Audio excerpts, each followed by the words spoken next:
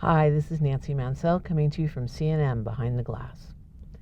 Next, we're going to solve some quadratic equations using the quadratic formula.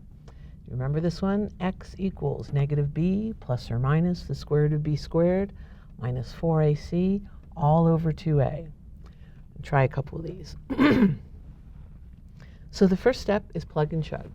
Your a is 6, your b is negative 5, your c is negative 4.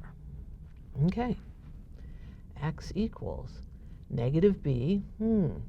Well, if b is negative 5, then negative b is going to be positive 5. Plus or minus the square root of b squared, that's negative 5 squared, minus 4 times a is 6 times c is negative 4 all over 2a. Okay. Order of operations. Negative 5 times negative 5 is 25. Negative times negative is positive. And this is all a multiplication. So 16 times 6 is 96 over 12. All right. Now we got to do what's under the radical sign. And it's 121. At this point, you have to make a decision. Is this a perfect square or not? 121 is indeed a perfect square. It's 11 times 11. So we're going to break it out to its two parts. X equals 5 plus 11 over 12, and x equals 5 minus 11 over 12. And we'll go ahead and solve them both. 5 plus 11 is 16. Over 12, and 5 minus 11 is negative 6 over 12. Let's just reduce the fractions and we'll be done. X equals 4/3 and x equals negative 1/2. It was quadratic. We were expecting two answers. There they are. Okay, this one does not look like a quadratic equation because it's not equal to 0, but we can force it to be equal to 0 by moving those two things over. Then we'll have 4x squared minus 8x plus 1 equals 0. And we'll just plug it into the quadratic formula. X equals negative b. Well, again, b is negative. Negative negative b, right, is going to be 8. Plus or minus the square root of negative 8 squared minus 4 times a times c over 2a is 4.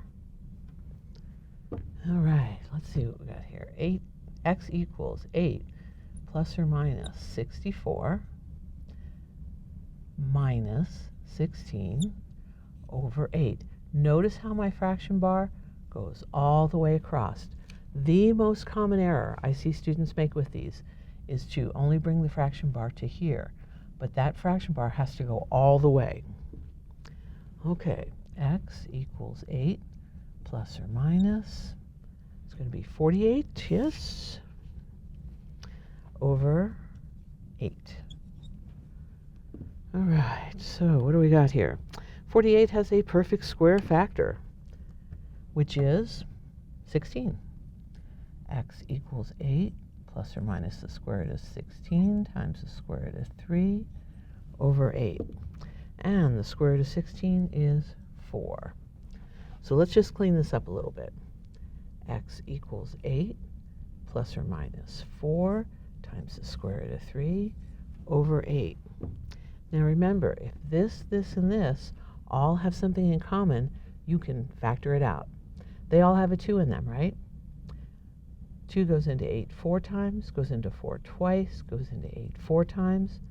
X equals 4 plus or minus 2 times the square root of 3 over 4. Oh my goodness, we're still not done, because look, I should have factored out a 4 instead of a 2. It's not too late. 2 goes into 4 twice, goes into 2 once, goes into 4 twice, and we end up with x equals 2 plus or minus the square root of 3 over 2. I took you there the long way, but we still got there. Good job.